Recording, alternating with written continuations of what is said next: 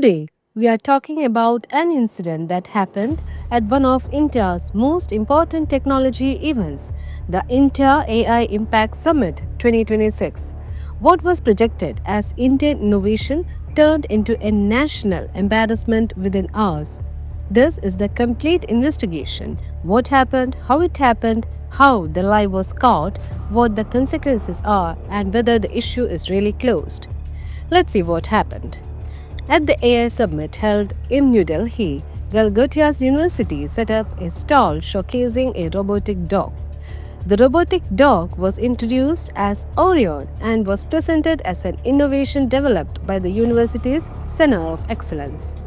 On camera, the university's representative explained its features and spoke as if the robot was developed, or engineered by the institution. This presentation was done in front of media, visitors, and senior officials attending the summit. The incident took place at the India AI Impact Summit of 2026, a flagship global event meant to highlight credible indigenous AI innovation. The summit was attended by policymakers, global tech leaders, and foreign delegations. That context makes this incident far more serious than a normal college exhibition. Let's see how this problem started. The problem was not that a robotic dog was displayed, the problem started when the robot was presented as an in-house innovation. No clarification was given that it was commercially purchased. The branding and explanation clearly implied ownership or development. This is where the first red flag happened. And how was this identified as fake? Within hours, robotics experts and tech observers online started pointing out something crucial.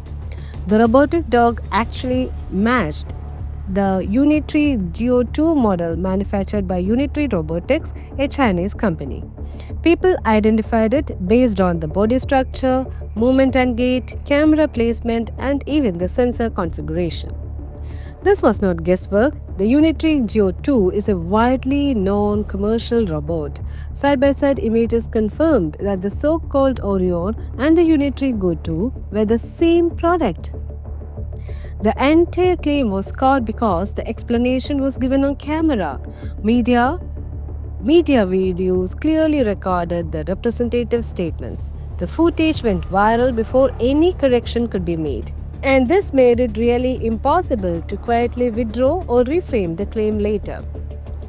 Before, on camera, the robot was introduced as a part of Galgotias University's work. It was linked to their Center of Excellence and no mention of it being a third party or imported product. But after the backlash, the university issued an apology. They claimed the representative was ill-informed.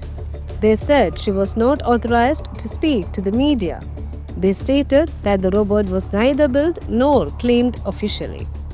These two versions directly contradict each other. Either the robot was part of their work or the representative statements was false. Both cannot be true at the same time. And government's and summit response was really interesting. Following the exposure, summit organizers asked the university to vacate the stall. Reports confirmed that power supply to the stall was cut.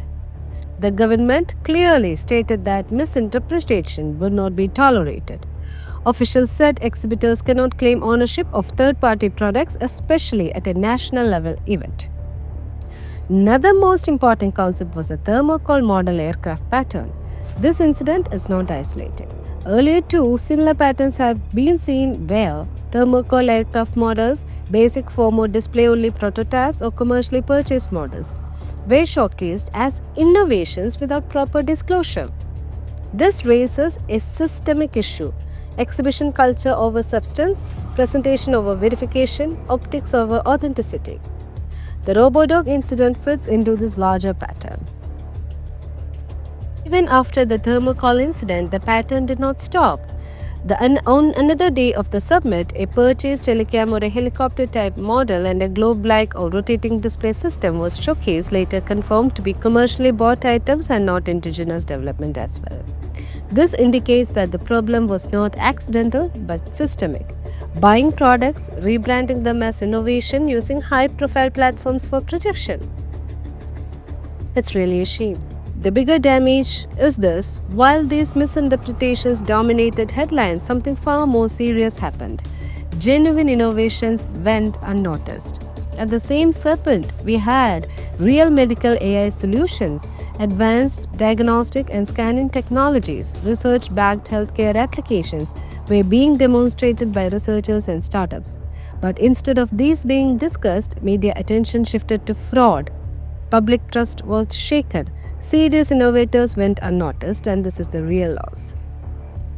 The real problem is not one university or one robot. The problem is the lack of strict verification, exhibition culture replacing evaluation, no immediate accountability mechanism.